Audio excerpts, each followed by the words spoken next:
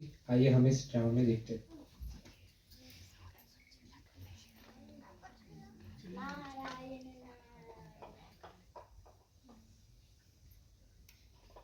देवर्षि नारद मुनि, आपकी जय हो। आप तो सारे संसार में भ्रमण करते रहते हैं। आप इस वक्त किधर जा रहे हैं? मैं इस समय वैकुंठ धाम जा रहा हूँ। ओह, अति उत्तम। जब आप वैकुंठ धाम जा ही रहे हैं, तो क्या आप भगवान से पूछ सकते हैं कि मैं कब भगवान का धाम जा रहा हूँ? अवश्य। नारायण नारायण।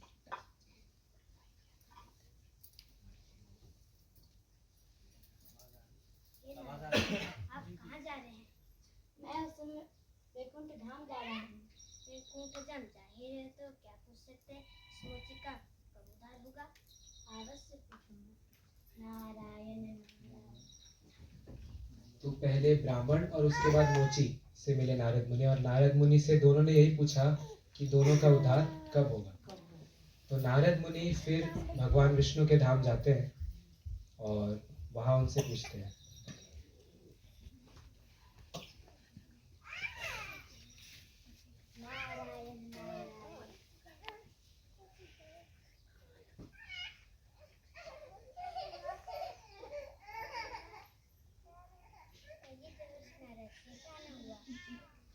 इस बार मुझे दो व्यक्ति मिले, एक ब्राह्मण और दूसरा मोची। उन दोनों ने मुझसे ये पूछा कि वो दोनों आपके पास कब आ रहे हैं। ब्राह्मण से कहना कि उसको कई जन्म प्रतीक्षा करनी होगी। मोची से कहना कि वो इसी जन्म के अंदर में आ रहा है।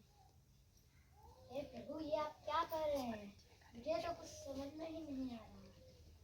वो दोनों आपसे पूछेंगे कि भगवान क्या कर रहे थे।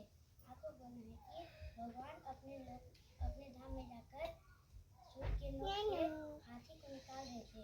बाकी आप स्वयं जान जाएंगे, जैसे आपकी इच्छा हो।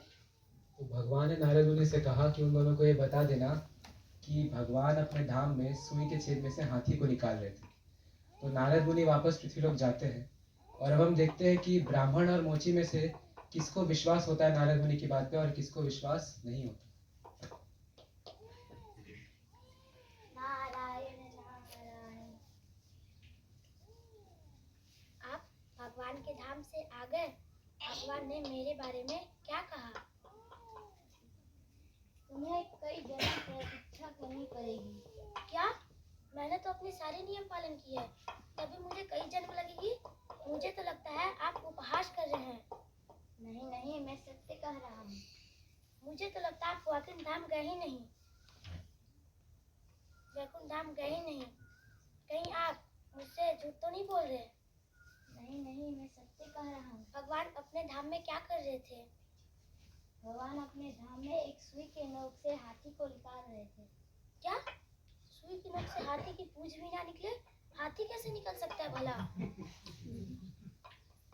आपसे बात करना व्यर्थ है। नारायण नारायण। आप भगवान के दर्शन करके आ गए? हाँ। भगवान क्या कर रहे थे अपने धाम में, और इस मुझ का कब उद्धार होगा? भगवान अपने धाम में एक सुई के नोक से हाथी को निकाल रहे थे। जय भगवान तो सर्व सक्षम है और असंभव को भी संभव कर सकते हैं। भगवान एक हाथी को क्या, भगवान चाहेंगे तो 100 हाथी को भी घुसा सकते हैं। और भगवान इतनी सी बीच से विशाल पेड़ प्रकट कर सकते हैं, तो भगवान कुछ भी कर सकते हैं। तभी भगवान ने ये भी कहा कि तुम इसी जन्म में आ रहे हो। इसमें कोई आश्चर्य की बात नहीं है। भगवान इस जैसे पापी को भी अपने धाम बुलाए, इसमें कोई आश्चर्य की बात नहीं है।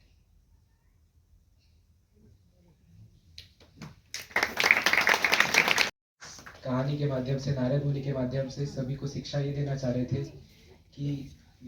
कि हमारी सिर्फ साधना हमें भगवान तक नहीं पहुंचा सकती, हमें विश्वास भी रखना होगा। जितना हम कर रहे हैं उतना ही हमें विश्वास भी रखना होगा।